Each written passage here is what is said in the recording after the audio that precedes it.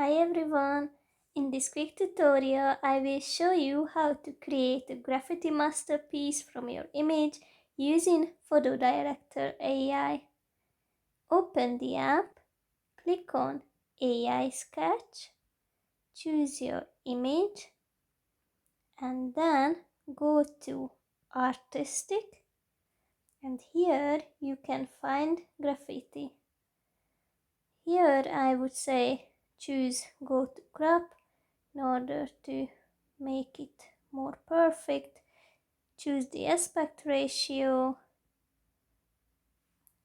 and then click on the check mark and wait until the AI is creating your masterpiece.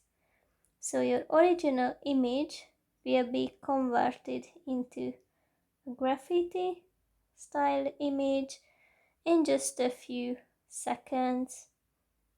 Be patient, it's worth it. Here we go. Click on the check mark and do not forget to save your image. Thank you for your kind attention.